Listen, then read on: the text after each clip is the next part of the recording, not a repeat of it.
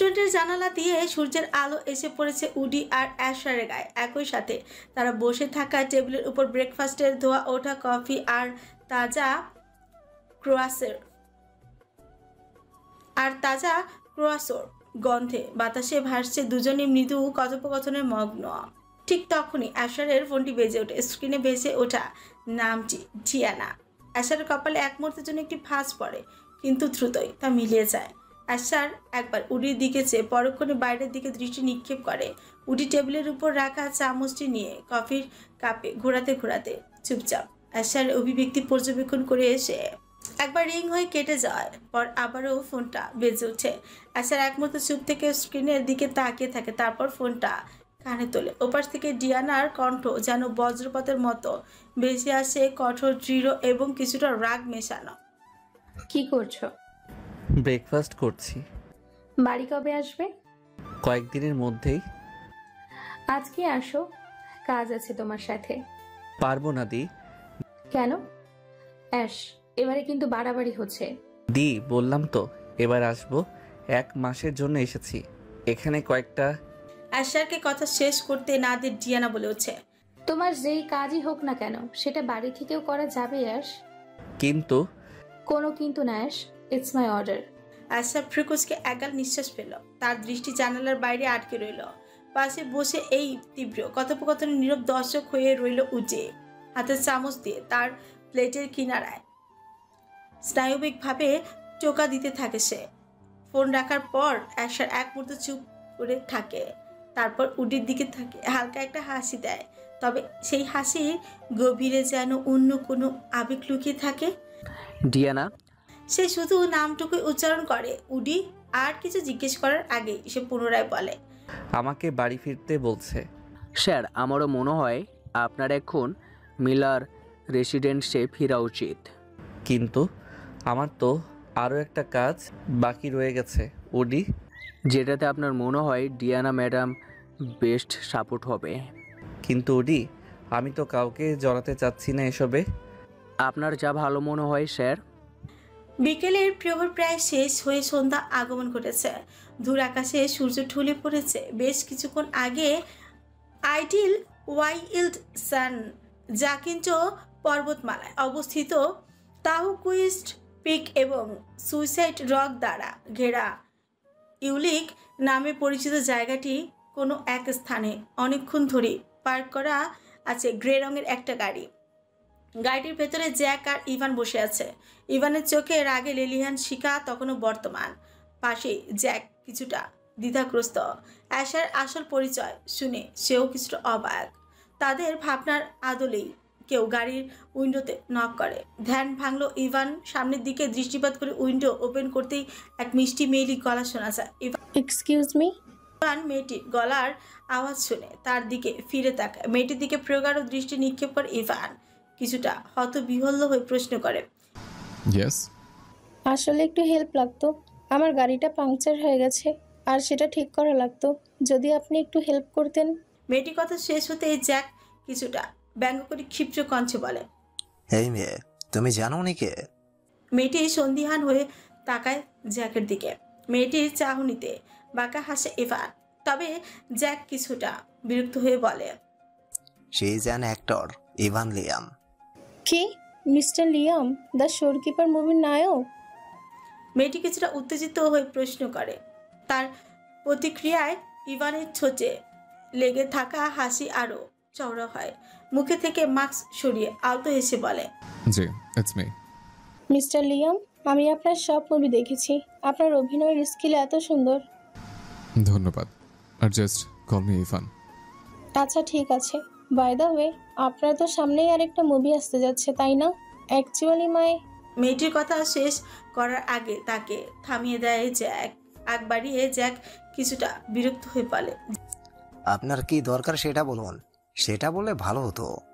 জ্যাকের কথায় মেয়েটি কিছুটা অপ্রস্তুত হয়ে পড়ে। তবে কিছুটা সময় নিয়ে ছাঞ্চা কণ্ঠে বলে, আম সরি ইভান। আসলে আমি ফ্রেন্ডদের সাথে ক্যাম্পিংয়ে এসেছিলাম। তবে হঠাৎ করে গাড়িটা খারাপ হলো, তাই হেল্প দরকার ছিল। নেভার মাইন্ড, ওকে? মেয়েটির দিকে তখনও ইভান এক দৃষ্টিতে চেয়ে আছে। তার কথা শেষ হতে ইভান মিষ্টি হেসে বলে, আপনি আপনার ফ্রেন্ডদের কাছে ফিরে যান, এখানে একা দাঁড়ানোটা ঠিক হবে না। আর আপনার গাড়ির কাছে ওয়েট করুন, আমি রিপেয়ারের জন্য কাউকে রাখছি। ও থ্যাঙ্কস, এটা আরও ভালো হবে। আপনার নাম্বারটা? মেয়েটি ইভানের কথা ঠিকমতো না শোনা তার বুঝতে অসুবিধা হয়, ফলস্বরূপ মেয়েটা আলতো এসে বলে, সরি। আসলে রিপেয়ারম্যান আসলে তোমাকে কল দিয়ে তোমার লোকেশন জানতে পারতাম। ও আচ্ছা, হেয়ার ইজ মাই নাম্বার। মেয়েটি নাম্বার দেওয়ার পর পুনরায় ইভানকে ধন্যবাদ জানিয়ে কিছুটা বাচ্চাদের মতো লাফাতে লাফাতে চলে যায়। মেয়েটির যাওয়ার পানে ইভান এক দৃষ্টিতে তাকিয়ে থাকে। ইভানের চাহনিতে জ্যাক ভরকায় কিছুটা পিঞ্চ করে সে বলে, জ্যাক এটা কি হলো? কি হলো? তুই মেয়েটার সাথে এত কথা কেন বলছিলি? মেয়েটা সুন্দর না? Ivan bro, you are married. Married my foot, she's damn hot man. দেখেই বোঝা যায় মেয়েটা তোর চেয়ে অনেক ছোট ইভান, কম করে হলেও 6 থেকে 7 বছরের ছোট। She is under age. I don't care Jack, I want her in my bed. যেভাবেই হোক ব্যবস্থা কর প্লিজ। তার আগে মেকানিক কল করে ডাক, ভালো সাজার অ্যাক্টিং চালিয়ে যেতে হবে তো। তুই কল কর। ঠিক আছে। Jack, I can imagine her everything. Her lips, so soft. I really want her badly. You really are a jack baddie. So you are? আচ্ছা যাই হোক, এবারে শেয়ার দিবি বল, তাহলে হেল্প করব। ডিল করতে চাইছিস নাকি?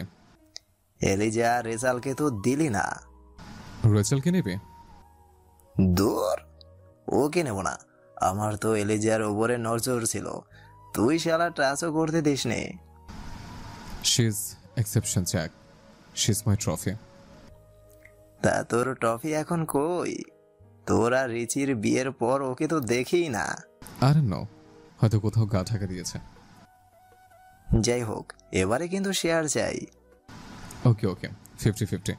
প্রথমে আমি, তারপর তুই। আর তারপর হিংস্র জানোয়ার। আর ইভান দুজনই বিভৎস হেসে ওঠে। সুপ্রধার চাদরে মোড়া এক ঝলমলে বাড়ি। বাড়িটার সামনে দিকটায় তেমন একটা জায়গা না থাকলেও অনায়াসে 2-3টা গাড়ি রাখার মতো জায়গা আছে। সামনে ছোট্ট একটা ফাউন্ডেশনে জলধারা অব্যাহত রয়েছে। মেইন গেটের সামনে দুই পাশে ছোট্ট ছোট্ট গাছ লাগানো। বাড়িটির ভেতরে ঢুকতে বিশাল বড় এক লিভিং রুম এরিয়া। তার বাঁ পাশে ছোট্ট পুল, যা কেবল সৌন্দর্য বর্ধনে ব্যবহার করা হয়েছে। এছাড়া পুলের দিকে সিঁড়ির নিচে অংশে ছোট ছোট ডাইনিং এরিয়া। তার পাশে রয়েছে কিচেন আর গেস্ট রুম।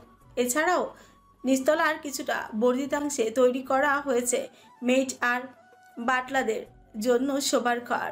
দোতলায় 3টা শোবার ঘর আর দ্বিতীয় তলায় রয়েছে 2টা শোবার ঘর আর ছোট্ট একটা লাইব্রেরি বা স্টাডি এরিয়া। প্রতিটি ঘরেই বড় জানালা, যা আলো বাতাস চলাচলের জন্য উপযুক্ত। ঘরগুলো সুন্দর এবং আধুনিক আসবাবে সজ্জিত। ডান পাশে ছোট্ট একটি লেক রয়েছে, যা বাড়ির পরিবেশকে প্রকৃতির ছোঁয়া এনে দিয়েছে। বাম পাশে ছোট্ট একটি জঙ্গল বা ঝোপঝাড়, যা বাড়িটির প্রাকৃতিক সৌন্দর্য বাড়িয়েছে। বাড়িটির পেছনের দিকে রয়েছে একটি লম্বা সুইমিং পুল। সুইমিং পুলের চারপাশে বিস্তৃত টেরাসে আরামদায়ক সোফা ও চা কফির জন্য ছোট্ট টেবিল রয়েছে। উপরে কাঁচের ছাউনির মাধ্যমে টেরাসটিতে ঘেরা, যা প্রাকৃতিক আলো এবং সৌন্দর্যে উপরিভাগে সুযোগ দেওয়া। কাঁচ এবং কংক্রিটের মিশ্রণে তৈরি এই বাড়িটি আধুনিক স্থাপত্যের অনন্য নিদর্শন। সন্ধ্যায় সময় স্বর্ণালী আলোয় বাড়িটি পুরো পরিবেশ আলোকিত হয়ে উঠছে। মেইড এবং বাটলাদের ব্যস্ততায় বাড়িটি সর্বদা পরিচ্ছন্ন এবং আকর্ষণীয় থাকে। এটি এমন এক বাড়ি যা প্রতিটি কোণে থেকে আরাম এবং নান্দনিকতার ছাপ বহন করে। বেশ রাত করে বাড়ি ফিরেছে অ্যাশার আর উজি। বাড়ি ফিরে কারোর সাথে দেখা না করে পাড়ি জমিয়েছে ঘুমের দেশে। প্রায় শেষ রাতের দিকে হঠাৎই ফোন বেজে উঠে তার। তড়িঘড়ি করে ফোন তুলতে দেখে অ্যারন কল করেছে। কারণ রিসিভ করতে অপর পাশ থেকে সবসময় মতো প্রচণ্ড শব্দে সে বলে উঠছে, তুই বাড়ি ফিরিসনি কেন? আমি বাড়িতেই। নির্লিপ্ত ভঙ্গিতে প্রত্যুত্তর করে অ্যাশার। ডিয়ানা আমাকে বকা দিচ্ছে কেন তাহলে? কেউ জানে না আমি যে ফিরেছি। তুই বাড়িতে ঢুকলি কি করে? স্পেয়ার চাবি ছিল। আচ্ছা, তাহলে কাল সকাল সকাল মম ড্যাডের ডিয়ানার সাথে দেখা করিয়ে নিস। কেন? ক্রিস্টি কোথায়? ডিয়ানা বললো ক্যাম্পিংয়ে গেছে। আমি বুঝি না এই মেয়েটাকে তোরা কেন এত আশকারা দিয়ে মাথায় তুলছিস? তোর মতো কি খালি বকবই নাকি? যাই হোক, ঘুমাতে দে। Good night. শোন বল। এলিজাবেথ, সিস ঠিক আছে। চেরি সিসের সাথে ঘুমিয়েছে, চিন্তা করিস না। ঠিক আছে। পরদিন সকালে মিসেস আনা মিলার মেয়েদের সাথে ব্রেকফাস্ট নিয়ে ব্যস্ত। টেবিলে বসে আছে তার 2 ছেলে মেয়ে আর সহধর্মী মিস্টার লুইস মিলার। সকলে চুপচাপ খাবার খেতে ব্যস্ত। এরই মাঝে লুইস মিলার অ্যাশারের দিকে শীতল দৃষ্টি নিক্ষেপ করে জিজ্ঞেস করেন, কতদিনের জন্য এসেছো? 1 মাস। ছোট্ট করে জবাব দেয় অ্যাশার। যাক, আই হোপ এবার আমাদের সাথে সময় কাটাবে। ড্যাড, তুমি এত গম্ভীর হয়ে কথা বলো না তো। অ্যাশ আমাদের সাথেই থাকবে এবার। থাকলেই ভালো, বাড়ির ছেলে বাড়ি না থাকে। আর তুমি কি বিয়ে করবে না? করব। কবে করবে? জানাবো। অ্যাশ, আমি তোমার বাবা। Feel free my child. তুমি তোমার মা আর আমার খুব শখের। নিজেকে ছোট দেখো না। না ড্যাড, এমন কিছু না। আই প্রমিস আমি তোমাদের সাথে সময় কাটাবো। আচ্ছা ঠিক আছে। ডিয়ানা তোমার হয়েছে? Yes dad. চলো তবে। ব্রেকফাস্ট শেষ করে ডিয়ানা আর লুইস মিলার বেরিয়ে পড়ে তাদের গন্তব্যে। অন্যদিকে অ্যাশার কিছুটা সময় নিয়ে তার মায়ের সাথে কাটিয়ে নিজেই ঘরে ফিরে যায়। কিছুক্ষণ পর ক্রিস্টি, কোথায় যাচ্ছ? আউটিংয়ে যাচ্ছি মা। কিসের আউটিং? কালই তো ফিল্ড ট্রিপ থেকে এলে। ও মা, ক্যাম্পিংয়ে তো ফ্রেন্ডসদের সাথে গিয়েছিলাম। এখন কার সাথে যাবে? অগাস্টের সাথে। অ্যাশের কাছে অনুমতি নিয়ে যেও। ভাইয়াকে কোথায় পাবো এখন? কানাডাতে গিয়ে? চিনার কথা শেষ হওয়ার আগে অল্প বয়সী এক আগন্তুকের আগমন ঘটে লিভিং রুমে। ক্রিস্টিনা আর মিসেস মিলার দুজনেই তার দিকে তাকাতে মুচকি হেসে সে বলে, good morning aunty. Good morning August, এসো ব্রেকফাস্ট করবে। না আন্টি, আমি খেয়ে এসেছি। ক্রিস্টিকে নিয়ে একটু অ্যাকোরিয়ামে যেতাম। অনেক দিন ধরে এই প্ল্যান ছিল সামুদ্রিক প্রাণীদের সাথে সময় কাটানোর। আচ্ছা বসো তাহলে, আমি কফি দিচ্ছি। ক্রিস্টির এখনো ব্রেকফাস্ট করা শেষ হয়নি। ছোট্ট করে জবাব করে অগাস্ট। অগাস্ট বসতে মিসেস মিলার আবারও ক্রিস্টিনার উদ্দেশ্যে বলে, এশারকে বলে যেখানে যাবার যাবে। পরে তোমার ভাই চিল্লাপাল্লা করবে, আমি সামলাতে পারবো না। আর তোমার ড্যাড বা ডিয়ানাও বাড়িতে নেই যে সামলাবে। ব্রেডে কামড় দেওয়া অবস্থাতে মূর্তির ন্যায় স্তব্ধ হয়ে যায় ক্রিস্টিনা। কিছু সময় স্থির থেকে নরম কণ্ঠে প্রশ্ন করে, ভাইয়া বাড়িতে এসেছে? হ্যাঁ। কল কাটতে কাটতে বলেন মিসেস মিলার। ক্রিস্টিনা কিছুটা অবাক হয়ে পুনরায় জিজ্ঞেস করে, কখন এসেছে? রাতেই তো ফির। মিসেস মিলারের কথা শেষ হওয়ার এক বিকট চিৎকার দেয় ক্রিস্টিনা অতি দ্রুত। সাথে তার সাইডে রাখা চেয়ার থেকে ব্যাগ কাঁধে নিয়ে অগাস্টের দিকে দৌড়ে যায় সে। অগাস্টের হাত ধরে দৌড়ে দরজার দিকে দৌড়াতে থাকে সে। এদিকে অগাস্টের হাতে গরম কফি পড়ে গেছে, সেদিকে তার খেয়াল নেই। সে তার নিজের মতো করে বকবক করে যাচ্ছে আর দৌড়াচ্ছে। অগাস্ট বেব, ভাইয়া বাড়িতে চলে এসেছে। আমাকে এবার মেরেই ফেলবে। Let's get out of here. ছাদে দাঁড়িয়ে কারোর সাথে কথা বলছিল অ্যাশার। ক্রিস্টিনাকে একটা অল্প বয়সী ছেলের হাত ধরে দৌড়ে যেতে দেখে হুঙ্কার ছেড়ে সে আদেশের সুরে বলে, স্টপ রাইট দেয়ার ক্রিস্টি। সাথে সাথে ক্রিস্টিনার পা গুলো বরফের মতো শীতল হয়ে যায়। অ্যাশারের গলার স্বরই যেন তার গলা চেপে ধরেছে। তার এই ভাই কখনো লাভ কিংবা রিলেশনশিপ পছন্দ করে না, তাই বরাবরই অ্যারন আর ক্রিস্টিনা এই বিষয়ে অ্যাশারকে ভীষণ ভয় পায়। লিভিং রুমে বড় সোফার এক কোণে বসে আছে ক্রিস্টিনা, তার পাশে আরেক কোণে গুটিসুটি হয়ে বসে আছে অগাস্ট। মনে তার ভীষণ ভয়, কেননা তাদের সামনে সূক্ষ্ম চাহনিতে চিলের ন্যায় তীক্ষ্ণতা মিশিয়ে দাঁড়িয়ে আছে এক অগ্নিমূর্তি। বেশ কিছুক্ষণ যাবৎ একই দৃষ্টিতে একবার অগাস্ট আরেকবার ক্রিস্টিনার দিকে তাকাচ্ছে সে। মুখে কোনোরূপ টু শব্দ নেই। তাদের এই পিন পতন নীরবতার মাঝে হুট করে উড়ি এসে বলল, চোখ। স্যার, একটু জরুরি কথা ছিল। কি কথা? কে নির্লিপ্ততা বজায় রেখে ছোট্ট করে প্রত্যুত্তর করলো অ্যাশার। তার গলার স্বর, চোখের চাহনি, ঠান্ডা মেজাজ আর নির্লিপ্ত ব্যবহার দেখে উডি খুব ভালোভাবেই বুঝে গেল অ্যাশার আপাতত কথা বলার অবস্থাতেই নেই। তার বাইরে যেমন তাকে শান্ত দেখাচ্ছে, তার ভেতরে ঠিক ততটাই উল্টো, অর্থাৎ ক্রোধের শিহরণ বইছে। উডি তাও কিছুটা সাহস সঞ্চয় করে বলল, স্যার, কানাডা থেকে কল এসেছে। মুহূর্তে অ্যাশারের ভাবমূর্তি বদলে গেল। তড়িঘড়ি করে উডির কাছ থেকে ফোন নিয়ে কল আসা নাম্বারে কল ব্যাক করতে লুসিনা রিসিভ করল। অ্যাশার কিছুটা বিচলিত হয়ে জিজ্ঞেস করলো, কি হয়েছে? তেমন কিছু না, আসলে আমি আর অ্যাড্রি চাচ্ছিলাম অ্যালিজার কয়েকটা চেক আপ করাতে। তোমাদের যেটা ভালো মনে হয় করো, আমি তোমাদের বিশ্বাস করি। ঠিক আছে, এই জন্যই কল করেছিলাম। আচ্ছা, বাই দ্য ওয়ে, ও কেমন আছে? ও মানসিকভাবে একেবারে ভেঙে গেছে। প্রতিদিন পাগলামি করে, কিছু মুহূর্তেও হাসি খুশি থাকে, আবার হঠাৎ কান্নাকাটি। ও ঠিক হয়ে যাবে তো?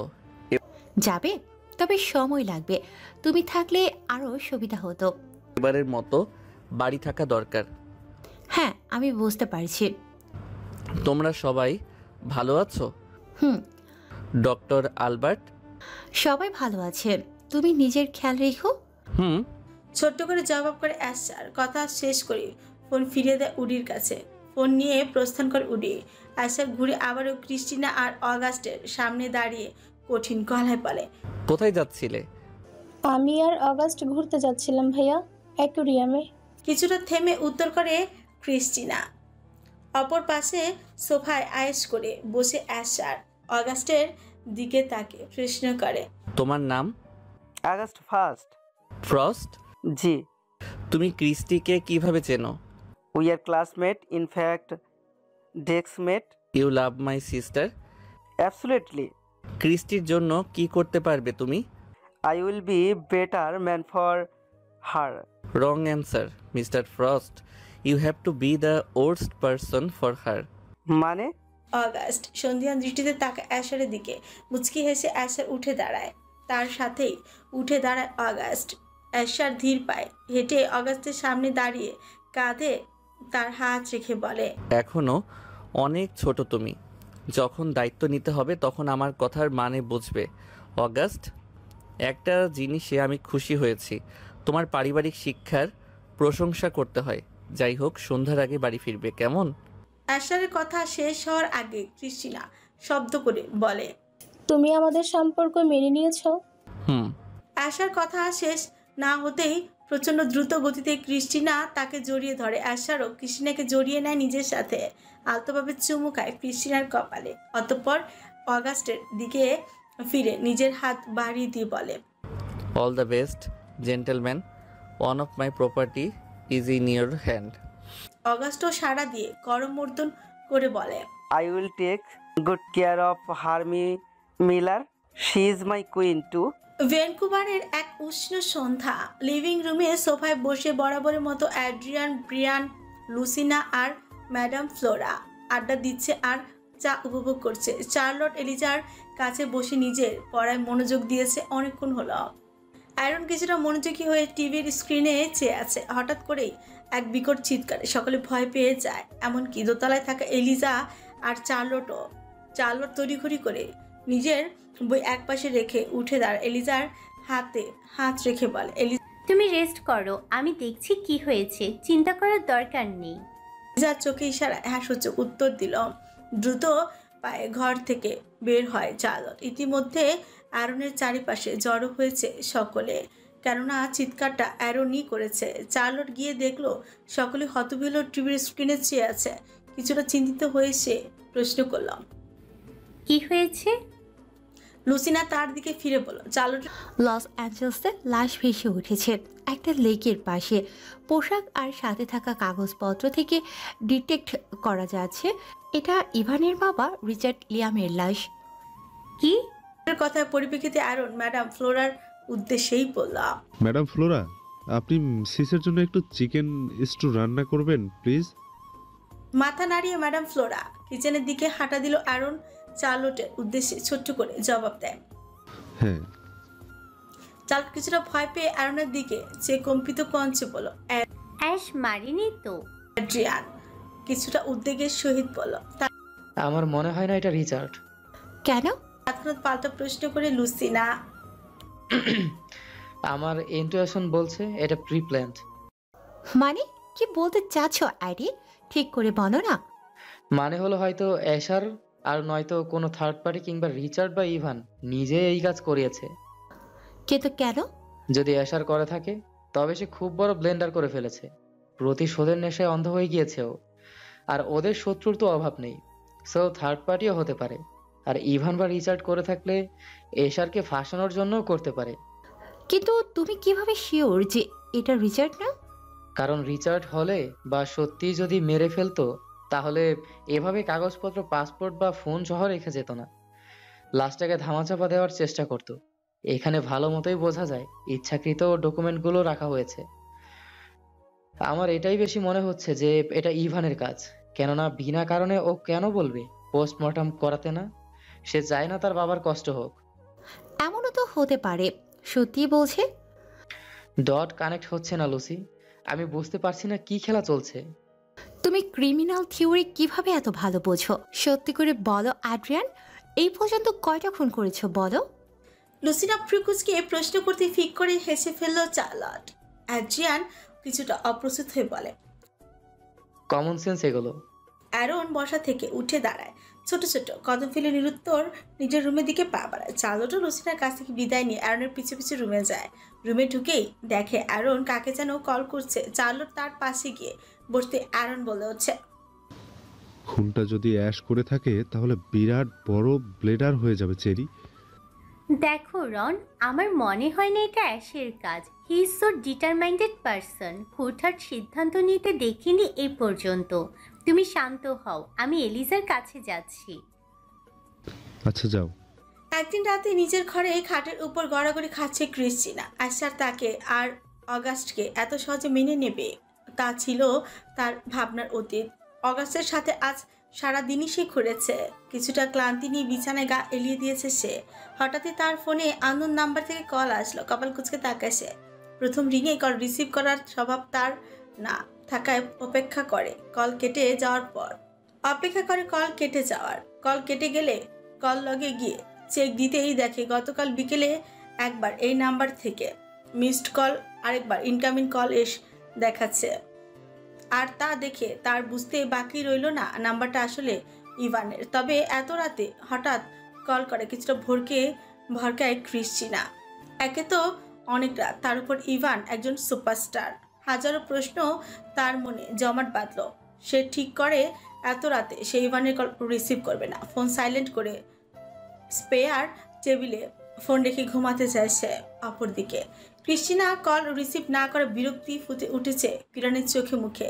আজকাল কোনো কিছুই তার মন মতো হচ্ছে না। বারের কাউন্টারে বসে এখন পর্যন্ত কয়েকবার ড্রিঙ্ক করে ফেলেছে, তবে হাই টলারেন্স থাকায় এখনও নেশা হয়নি তার। আরও একটা ড্রিঙ্ক অর্ডার করতেই পাশে এক নারী কণ্ঠ শুনে সেই দিকে থাকা ইভান তাকালো, মিষ্টি বলে উঠছে, Want to make your lonely night special? Get lost, bitch. I will kill you. Oh baby, I want you to kill me, babe. মেয়েটির কথার ধাঁচ আর গায়ে পড়ার স্বভাব দেখে ইভান বুঝে নিল সে কি চায়। তবে সে ইভানের ধাঁচের নয়। ইভান আজ পর্যন্ত এমন গায়ে পড়া মেয়েকে নিজের এক রাতের সঙ্গীও বানায়নি। তার সর্বদাই পছন্দ কাউকে নিজের প্রেমের জালে ফেলে নিজের স্বার্থ হাসিল করা, অতঃপর আবর্জনার ন্যায় ছুঁড়ে ফেলে দেওয়া। ইভান উঠে দাঁড়িয়ে মেয়েটির তার হাত ধরে ইভান নিজের সমস্ত শক্তি দিয়ে হাত ঝাড়া দেয়। এতে করে মেয়েটি ছিটকে পড়ে ফ্লোরে। চারিপাশের সবাই মেয়েটির দিকে সরাসরি কিংবা আর চোখে তাকালো। সে লজ্জা পেয়ে দ্রুত পায়ে বেরিয়ে আসে সেখান থেকে। মেয়েটি ক্লাব থেকে বের হয়ে রাস্তার অন্ধকারে এক প্রকার গা ঢাকা দিয়ে কাউকে কল করতে লাগলো। ফোনটা কয়েকবার বাজার পর অপর পাশ থেকে কেউ কল উঠাতে মেয়েটি বলল, ম্যাডাম ইভান তো বাগে আসার মতো না, সবই প্ল্যান মাফিক ছিল, কিন্তু ওকে সিডিউস করাটা হয়ে ওঠেনি। জি ম্যাম, ঠিক আছে ম্যাম। অপর পাশ থেকে ফোন কাটতে মেয়েটি ফোন থেকে সিম কার্ড ভেঙে ফেলে দিল। এভাবে কেটেছে প্রায় 1 মাস। সময়টা অক্টোবরের মাঝামাঝি, অর্থাৎ শরৎকাল। ভ্যানকুভারের শরৎকাল যেন প্রকৃতির এক মনোমুগ্ধকর ক্যানভাস, যেখানে প্রতিটি রং, প্রতিটি স্পর্শ এক একটি কবিতার পঙ্গুক্তি। গ্রীষ্মের উষ্ণ উজ্জ্বলতা বিদায় জানিয়ে জায়গা নেয় শীতল বাতাসের স্নিগ্ধতা। আকাশ জুড়ে ছড়িয়ে থাকে ধূসর মেঘের নরম ছায়া, মাঝে মাঝে সূর্যের সোনালি আভা যেন মনে করিয়ে দেয় বিদায়ী উষ্ণতার কথা। স্ট্যানলি পার্কের পথে পা বাড়ালে মনে হয় প্রকৃতি নিজ হাতে এক রঙিন কার্পেট বিছিয়ে রেখেছে। ম্যাপল আর অকের গাছগুলোতে যেন আগুন জ্বলে উঠেছে। ওদের পাতাগুলো গাঢ় লাল, সোনালি আর উজ্জ্বল কমলায় রাঙা। বাতাসে ভেসে আসে মাটির এক অদ্ভুত রকমের গন্ধ, আর দূরের সমুদ্রের কুয়াশায় মেশানো সুর যেন মনকে আরও গভীরতর কোনো এক ভাবনায় ঢেকে নেয়। শরতের বৃষ্টিও এখানে এক অনন্য সঙ্গীত। নীরবভাবে ঝরে পড়া সেই বৃষ্টির ফোঁটা যেন পাতা ঝরা গাছের গায়ে কবিতার ছন্দ তুলেছে। ভিজে ওঠা শহরের রাস্তাগুলো তখন আরো বেশি মায়াবী হয়ে উঠে। স্ট্রিট লাইটের আলোয় প্রতিফলন হয়ে তৈরি করে এক আলোকময় জগৎ। এলিজার গ্রেভ ইয়ার্ডের সামনে দাঁড়িয়ে আছে ইভান। কালো রঙের পোশাকের আদলে হলুদ রঙা ছাতা হাতে দাঁড়িয়ে আছে সে। মনের গহনে কোনো এক আফসোস ধারণ করে রেখেছে সে। নিজের ভেতরে কিছু একটা ভেবে যাচ্ছে সে। সিমেট্রির গায়ে বড় করে লেখা হেয়ার লাইস এলিজাবেথ অ্যাস্থার, তার নিচেই খোদাই করে লেখা ডাইন ইন প্রেগন্যান্সি। পিনপত্র নীরবতা ভেঙে পাশে থাকা একজন লোক বলল, স্যার, আমরা খবর নিয়েছি এই ম্যাডামের বাড়িতে কেউ আসা যাওয়া করেনি। একজন ছেলে এসেছিল, তাও 2-1 দিন। ওনাকে হাসপাতালের লোকেরাই দাফন করেছেন, আর ডাক্তারের নাম এডিয়ান। এই অ্যাড্রিয়ানটাকে জানি না স্যার। ওর সাথে কে কে থাকে? পরিবারের কে কে আছে? ছেলেটার মা বাবা আছে, তবে তাদের সাথে থাকে না, তার গার্লফ্রেন্ড নিয়ে থাকে। এলিজার সাথে ওর কানেকশন সম্পর্কে কিছু জানতে পেরেছো? জি, মিস এস্থার ওনার বাড়িতে উপরতলা থাকতো, হয়তো রেন্টে থাকতো। ইভান নিজের মনের অন্তরালে আওড়ালো, ভাড়া কেন থাকবে? ওর কি টাকার অভাব? যেমন হাঁটাচলা করতে কিংবা পোশাক পরিধান করতে সব সময় কারো সাহায্যের প্রয়োজন হতো এলিজার, কিন্তু এখন অনেকটা সুস্থ হয়ে ওঠায় সেই নিজেই সব কাজ করতে সক্ষম। আজ সকাল সকাল ঘুম থেকে উঠে শাওয়ার নিয়ে এসেছে এলিজা। এটা তার নিত্যদিনের স্বভাব। ছোটবেলা থেকে ঘুম থেকে উঠে তার প্রথম কাজে নিজেকে পরিপূর্ণ পবিত্রতার চাদরে মোড়ানো। স্নান শেষে চুল মুছতে মুছতে সে ধীর পায়ে এসে দাঁড়ায় আয়নার সামনে। নিজেকে পর্যবেক্ষণ করার কিয়ৎ সময় পরে কিছু একটা ভেবে অ্যাশারের শোয়ার রুমে সাথে লাগা ছোট্ট রুমটির দিকে এক মনোযোগী দৃষ্টি দিয়ে হেঁটে যাচ্ছে। তার এখনো মনে আছে 1 মাস আগে যখন রাতে একা ঘুমাতে তার কষ্ট হতো, তখন অ্যাশার তাকে সন্তর্পণে নিজের বাহু ডোরে নিয়ে নিত আর সে পাড়ি জমাতো ঘুমের দেশে। তবে মাঝরাতে যখন ঘুম ভাঙত তখন অ্যাশারকে তার পাশে পেত না সে। তবে এতটুকু বুঝতো যে ছেলেটা তাকে ঘুম পাড়িয়ে ওই ছোট্ট রুমটাতে ঘুমাতে গেছে। এলিজার ভাবনার আদলে কিছুটা মুচকি হাসে, নিজের কাছেই আওড়ায়। কতদিন? 20 নাকি 21? প্রায় 1 মাস তোমাকে দেখি না। কোথায় তুমি? দীর্ঘশ্বাস ফেলে সে। ভ্যানকুভার কানাডার একটি প্রাণবন্ত শহর, যেখানে প্রাকৃতিক সৌন্দর্য ভ্যানকুভার কানাডার একটি প্রাণবন্ত শহর যেখানে প্রাকৃতিক সৌন্দর্য এবং নগর জীবন একসঙ্গে মিশে গেছে। এলিজা জানলার পাশে বসে বাইরের দৃশ্য দেখতে দেখতে মুগ্ধ। তার চোখ আটকে আছে দূরের ক্রেনগুলোর উপর, যা হারবারের কর্মরত অবস্থার আভাস দিচ্ছে। আয়রন তার পাশে বসে সেই দৃশ্য থেকে চোখ সরিয়ে ভেতরে অস্থিরতায় ডুবে আছে। ওদের উদ্দেশ্য ছিল কয়েকটা ড্রেস কেনা, কিন্তু এলিজা আবদারে এই জলপথে নামতে বাধ্য হয়েছে সে। তার চোখের কোণে শঙ্কাই রয়েছে, ইভানের লোক যদি একবার ওকে দেখে ফেলে তবে ঝামেলা অবশ্যম্পী। তার মনের অস্থিরতা চারপাশে যেন শান্ত দৃশ্যকেও স্পর্শ করতে পারছে না। এলিজা তখনও বাইরের দৃশ্য দেখতে মশগুল। ওয়াটার বাসটি ধীরে ধীরে শহরের সিম্পলস্টিক অথচ মুগ্ধকর সৌন্দর্যের মাঝে দিয়ে ভেসে চলেছিল। চারপাশে ব্রিটিশ কলম্বিয়ার সবুজ পাহাড়ের ছায়া আর পানির রূপলি ঝলকানি মিলে এক স্বপ্নের পরিবেশ সৃষ্টি করেছে। দূরে নর্থ শোর মাউন্টেনের গাঢ় সবুজ ঢালগুলো যেন প্রকৃতির বিশাল ক্যানভাসে আঁকা এক মহাকাব্যের অংশ। ওদের ওয়াটার বাসটি শহরের কেন্দ্রে গ্র্যান্ডভেল দ্বীপের দিকে এগোচ্ছিল। এখানে সেখানে উকি দিচ্ছে ছোট্ট পালতোলা নৌকো আর ইয়ট। পাশের মেরিনা জেটিগুলোতে নোঙ্গর করা রঙিন নৌকোগুলো যেন জলের উপরে ভাসমান বাড়িগুলোর মতন। হালকা বাতাসে তাপমাত্রা সহনীয়, তবে রোদের উত্তাপ স্পষ্ট। ওয়াটার ফ্রন্টে হেঁটে যাওয়ার পর্যটকদের কোলাহল হালকা শোরগোল তুলেছে পাশের গাছপালায় ঢাকা রাস্তা, যেখানে মাঝে মাঝে কাঠের বেঞ্চে বসে স্থানীয় বাসিন্দারা তাদের কফির কাপে চুমুক দিচ্ছে। সে বাতাসে লবণের মতো সোদা গন্ধ, যা প্রশান্ত মহাসাগরের কাছাকাছি থাকার অনুভূতি জাগায়। নদী এবং সমুদ্রের মিলিত স্থানে ভেসে আসা সেই মৃদু শীতলতার স্পর্শ যেন মনের গভীরে প্রভাব ফেলে। কাছে একটি ছোট্ট বাজারের দিক থেকে ভেসে আসছে ফল, ফুল আর বেকারির পণ্যের মিষ্টি গন্ধ। ওয়াটার বাস থেকে নেমে দুজনে হাঁটা দিয়েছে। হঠাৎ রাস্তার পাশের এক দোকানে রং বেরঙের স্কার্ফ দেখে অ্যারন সেদিকে এগিয়ে গেল। কিছুক্ষণের মধ্যে হাতে একটি উজ্জ্বল সবুজ স্কার্ফ নিয়ে ফেরত এলো। এলিজার পরিহিত সাদা ফ্রকের সাথে মানানসই স্কার্ফটা এলিজার দিকে এগিয়ে দিয়ে মুচকি এসে বলল, যা গরম পড়েছে, এই সময় এত গরম পড়বে জানলে দুপুরবেলা বের হতাম না। তেমন একটা গরম লাগছে না, আর একটু আগেও তো হালকা বৃষ্টি হলো।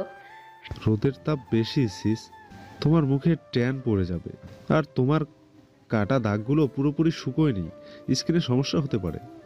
স্কার্ফটা পেঁচিয়ে নাও। এলিজা আর চোখে তার দিকে তাকিয়ে হাসল। স্কার্ফটা হাতে নিয়ে পড়ল, সত্যিটা বললেই পারতে। মানে?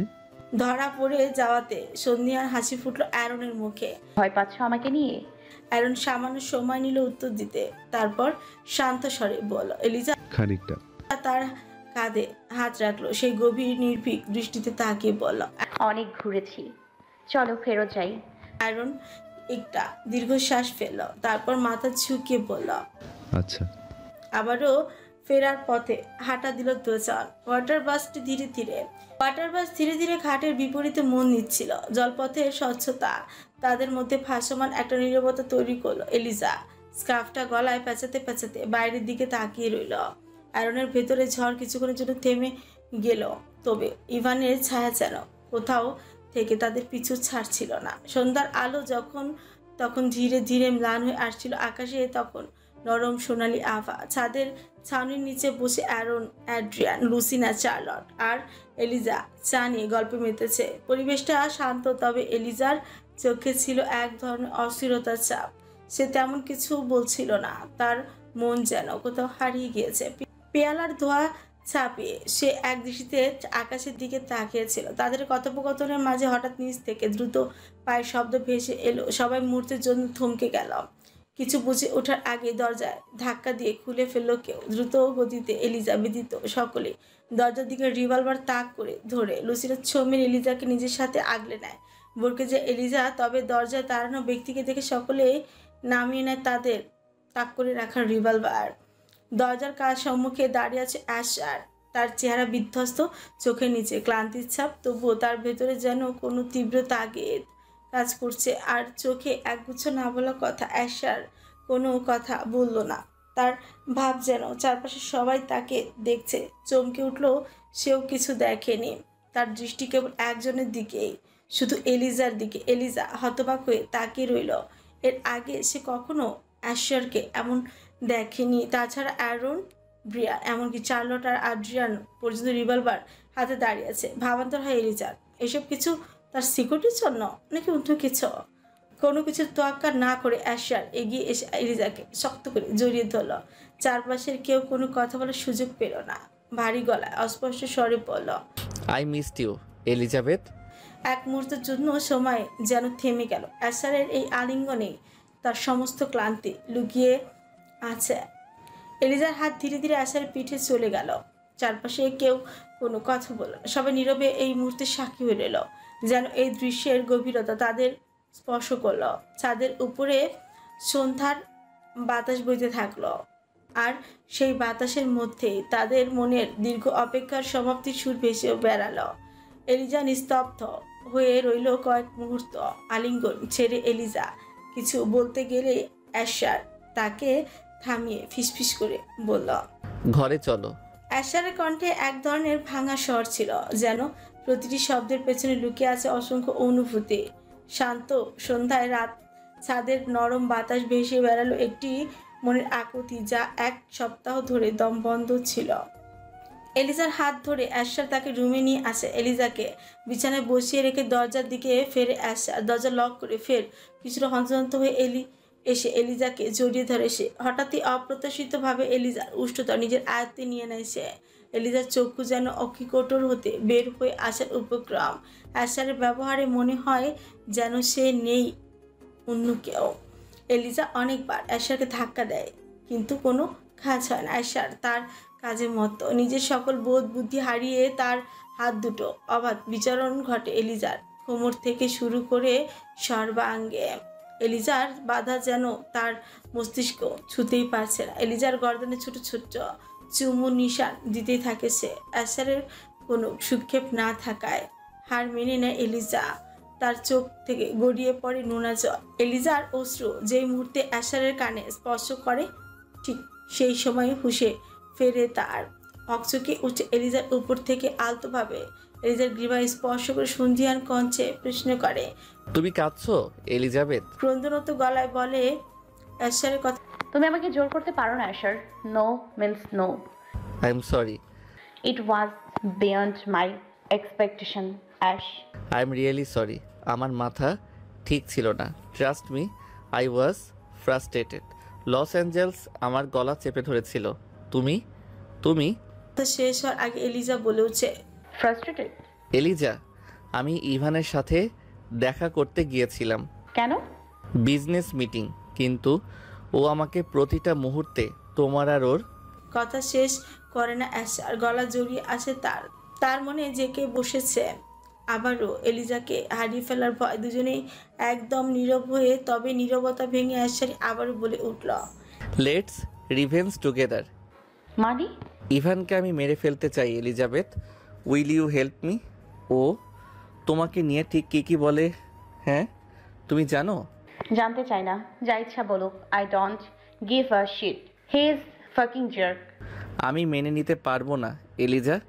এলিজা কাটকাট গলায় জবাব দেয়, আমি ওকে মারতে চাই না। এত কিছুর পরেও? অ্যাশ, ওকে আমি মারতে চাই না। তিলে তিলে কষ্ট দিতে চাই, ধ্বংস করে দিতে চাই, কিন্তু মারতে না। কেন? কারণ অনেক আছে, তবে এর মধ্যে সবচেয়ে বড় কারণ হলো ও নিজেই কারোর খেলার গুটি অ্যাশার। ওকে সর্বশান্ত করাই আমার মূল লক্ষ্য, কিন্তু মেরে ফেলা আমার পক্ষে সম্ভব না। চুপ হয়ে যায় অ্যাশার। কিছুটা থেমে এলিজাকে বলে, লেটস গেট ম্যারিড। হঠাৎই করেই এলিজার মুখে এক ধরনের স্থিরতা ফুটে উঠল। কেন? বিস্মিত হয়ে অ্যাশার বৃত্তিহীন প্রশ্ন করল। অন্য সময় হলে এই প্রস্তাবে হয়তো রাজি হয়ে যেত। Let's make a deal. বিয়ে আবার ডিল মানে? আমি চাই না তোমার জীবন নষ্ট করতে, তাই বলছি লেটস মেক এ কন্ট্রাক্ট। তোমাকে প্রথম যেদিন দেখা হয়েছিল সেদিনই প্ল্যান বলেছিলাম। Will you help me Ash? Asher বুঝে উঠতে পারে না এলিজার হঠাৎ পরিবর্তনের কথা। সন্ধিয়ান দৃষ্টিতে চেয়ে থাকে এলিজার পানে, আর এলিজার মুখে যেন এক অদ্ভুত পরিকল্পনা ছায়া। এলিজা হঠাৎ নরম হয়ে আসে, আলতো হাত অ্যাশারের গালে হাত রেখে বলে, উম্মাদের মতো ব্যবহার করছিলে কেন? এলিজার কথার উত্তর না করে উল্টো প্রশ্ন করে অ্যাশার, বিয়ে কেন করতে চাইছো? তোমার প্ল্যান কি? আগে তো বিয়ের প্ল্যান ছিল না। সত্যি বলবো? অবশ্যই। তুমি আমাকে ভালোবাসো তা আমি জানি, আর এখন একমাত্র তুমিই আমাকে সাহায্য করতে পারবে লস অ্যাঞ্জেলসের বিষয়টাতে। আই টল্ড ইউ রাইট, কিন্তু আমার মনে হয় আমি ম্যারিড হলে বিষয়টা সামলাতে সুবিধা হবে। ও সত্যি বলার জন্য ধন্যবাদ। কিন্তু আজকে তোমার ব্যবহার এমন কেন ছিল অ্যাশ? তেমন কিছু না। বলো না। তোমাকে আমি ভালোবাসি, তা তুমি বেশ ভালো মতো জানো। তুমি ইভানের ঠিক কতটা কাছে ছিলে তা পদে পদে ইভান আমাকে বুঝিয়েছে। প্রজেক্টের জন্য হরহামেশা ওর সাথে দেখা করতে হয়েছে। কি পরিমাণ মানসিক যন্ত্রণায় ছিলাম এই 1 মাস তা আমি কখনোই বোঝাতে পারবো না। ভেবেছিলাম ফিরে এসে তোমার সাথে কথা বলবো না, আর না তোমার সাথে নিজেকে জড়াবো, কিন্তু যখন বাড়িতে পৌঁছে তোমাদের কাউকে দেখতে পেলাম না তখন পাগলের মতো লাগছিল। সবাইকে কল করছিলাম কিন্তু লাইন কেটে যাচ্ছিল। আর অবশেষে তোমাকে যখন ছাদে। বুঝতে পেরেছি তুমি জেলাস হবে কেন, আর কি হয়েছিল তোমার একটু আগে। নিজেও জানি না, তবে তোমাকে দেখার পর নিজেকে আর ঠিক মতো ধরে রাখতে পারিনি Elizabeth. I was insecure. It's okay, I understand, but ash your action defines your personality. ভবিষ্যতে এমন করো না অ্যাশ। যাও ফ্রেশ হয়ে আসো। আচ্ছা অ্যাশ, বলো। তুমি আমাকে বিয়ে করবে অ্যাশ? কিছুটা উদ্বেগ নিয়ে প্রশ্ন করে এলিজা। অ্যাশার তার প্রশ্নের জবাব না দিয়ে উল্টো কথা ঘোরানোর চেষ্টা করে চালিয়ে বল, আসছি। এলিজা ও নাছর বান্দা। সে পাল্টা প্রশ্ন করে। তোর তোলা থাকুক। অ্যাশারের নির্লিপ্ত গলা অ্যাশারের চোখে মুখে এক অদ্ভুত হতাশার ছায়া ফেলে।